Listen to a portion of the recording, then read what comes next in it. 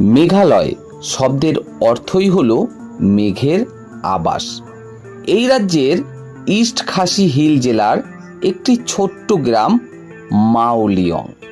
মেঘালয়ের রাজধানী শিলং থেকে প্রায় 90 কিলোমিটার দূরে অবস্থিত একটি ছোট্ট গ্রাম। পাহাড়ি রাস্তা ধরে যেতে সময় লাগে প্রায় 2 থেকে 3 ঘন্টা। পথে দেখা যায় সবুজ পাহাড়, ঝর্ণা, ঘন বন আর মেঘে ঢাকা উপত্যকা। মনে হয় যেন প্রকৃতি নিজেই ধীরে ধীরে আপনাকে এক বিশেষ জায়গার দিকে নিয়ে যাচ্ছে। মাও লিয়ং বড় কোনো শহর নয়, একটি ছোট্ট গ্রাম। এখানে বসবাসকারী মানুষের সংখ্যা কয়েকশোর মতো। অধিকাংশ মানুষ খাসি জনগোষ্ঠীর অন্তর্ভুক্ত। খাসি সমাজের একটি বিশেষ বৈশিষ্ট্য হল এটি মাতৃতান্ত্রিক সমাজ, অর্থাৎ পরিবারে বংশ পরিচয় ও সম্পত্তির উত্তরাধিকার সাধারণত মেয়েদের মাধ্যমে চলে। বিশেষ করে ছোট মেয়ে অনেক ক্ষেত্রে পারিবারিক সম্পত্তির উত্তরাধিকারী হন। ভারতের অন্যান্য অঞ্চলের তুলনায় এটি একেবারেই ভিন্ন সামাজিক ব্যবস্থা। এবার আসি গ্রামের নামের কথায়। মাও লিয়ং নামটি এসেছে খাসি ভাষা থেকে। এর অর্থ নিয়ে বিভিন্ন ব্যাখ্যা রয়েছে। স্থানীয় ঐতিহ্য নামটির সঙ্গে একটি বিশেষ ধরনের পাথর বা প্রাকৃতিক বৈশিষ্ট্যের সম্পর্কের কথা বলা হয়। সময়ের সঙ্গে এই নামই গ্রামটির পরিচয় হয়ে ওঠে। কিন্তু বহু বছর আগে এই গ্রামের নাম ভারতের বাইরে প্রায় কেউই জানত না। না ছিল বড় কোনো হোটেল, না ছিল পর্যটকদের ভিড়, না ছিল সোশ্যাল মিডিয়ার প্রচার। গ্রামবাসীরা নিজেদের মতো করেই জীবন কাটাতেন। সকালে কৃষিকাজ, বাগানের পরিচর্যা, ঘরবাড়ি পরিষ্কার, শিশুদের স্কুলে পাঠানো, এভাবেই চলত প্রতিদিনের জীবন। তাদের কাছে পরিচ্ছন্নতা ছিল না কোনো প্রতিযোগিতা বা পুরস্কার পাওয়ার উপায়। এটি ছিল দৈনন্দিন জীবনের স্বাভাবিক অংশ। তারপর এক সময় এই গ্রামের পরিচ্ছন্নতা বাইরের মানুষের নজরে আসে। পর্যটক, সাংবাদিক, ভ্রমণ লেখকেরা এখানে এসে অবাক হয়ে যান। ছোট্ট একটি গ্রাম কিভাবে এত সুন্দরভাবে নিজেদের পরিবেশ রক্ষা করছে, সেই গল্প দ্রুত ছড়িয়ে পড়তে থাকে। এরপর মাও লিয়ং আন্তর্জাতিক পর্যায়েও পরিচিতি পায় এবং 2003 সালে একটি আন্তর্জাতিক ভ্রমণ সাময়িকী একে এশিয়ার সবচেয়ে পরিচ্ছন্ন গ্রাম হিসাবে উল্লেখ করে। এই স্বীকৃতির পর থেকেই বিশ্বের বিভিন্ন প্রান্ত থেকে পর্যটকরা এখানে আসতে শুরু করেন। কিন্তু একটি বিষয় খুবই গুরুত্বপূর্ণ। অনেকেই মনে করেন এই স্বীকৃতি পাওয়ার পর থেকেই গ্রামটি পরিষ্কার রাখা শুরু হয়েছিল। আসলে বিষয়টি ঠিক উল্টো। গ্রামটি বহু বছর ধরেই পরিষ্কার পরিচ্ছন্ন ছিল।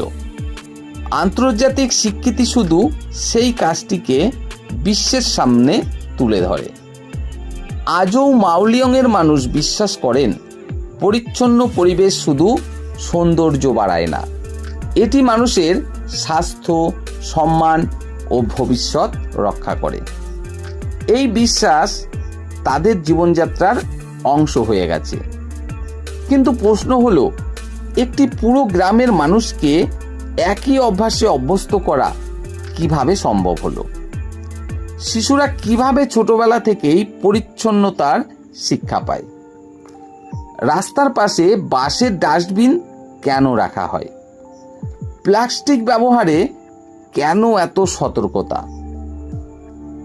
আর কিভাবে গ্রামের প্রতিটি মানুষ নিজের দায়িত্ব নিজেই পালন করেন?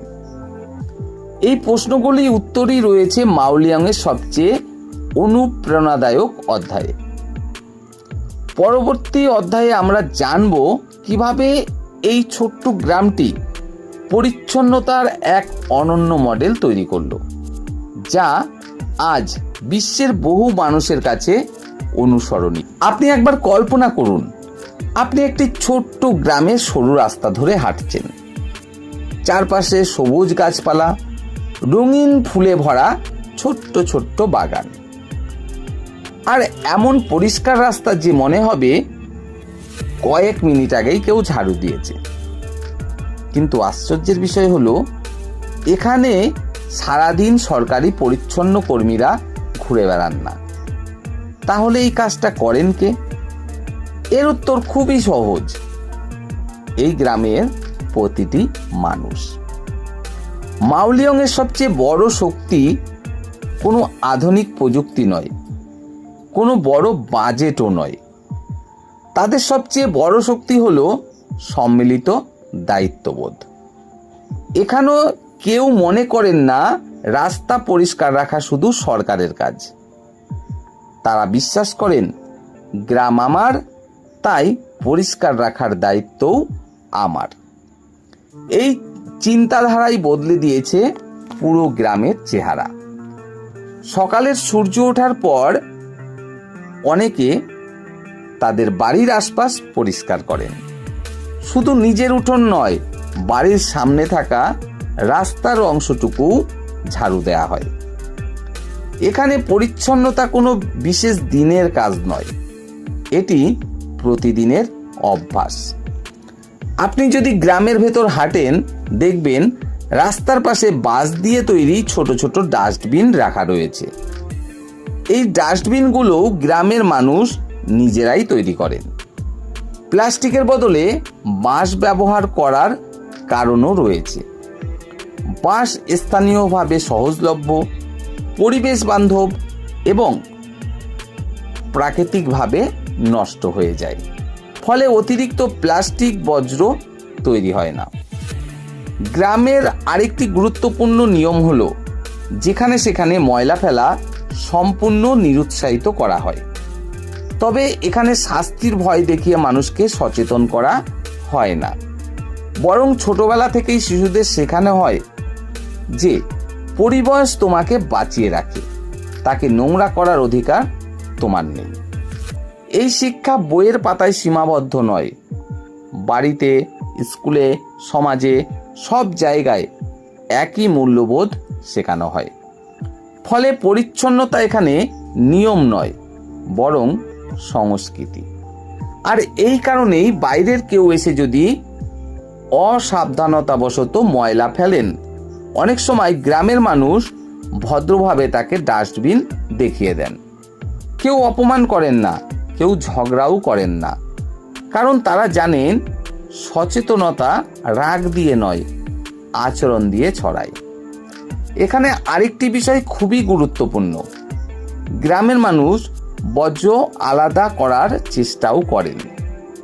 জৈব বর্জ্যের একটি বড় অংশ কম্পোস্ট হিসাবে ব্যবহার করা হয়, যা কৃষিকাজ ও বাগানের জন্য উপকারী। ফলে বর্জ্য সম্পদের পরিণত হয় সম্পদে। ভাবুন তো, যে কাজের জন্য অনেক বড় শহরে কোটি কোটি টাকা খরচ হয়, সেই কাজই একটি ছোট্ট গ্রাম বহু বছর ধরে করছে নিজেদের উদ্যোগে। হয়তো এ কারণেই মাওলিয়ং শুধু একটি পর্যটন কেন্দ্র নয়, এটি একটি জীবন্ত শিক্ষা, একটি উদাহরণ, একটি বার্তা। পরিচ্ছন্নতা আইন দিয়ে শুরু হয় না, শুরু হয় মানুষের মানসিকতা থেকে। যদি ভিডিওটি ভালো লাগে অবশ্যই একটি লাইক করবেন, চ্যানেলটি সাবস্ক্রাইব করে অল নোটিফিকেশানটি অন করে দেবেন পরবর্তীতে এই ধরনের ভিডিও পাওয়ার জন্য। আমরা একটা নির্দিষ্ট প্লে লিস্ট করে দিয়েছি, সেই প্লে লিস্টে এই ধরনের বিষয়গুলোই কিন্তু আপনারা পাবেন ভিডিও আকারে।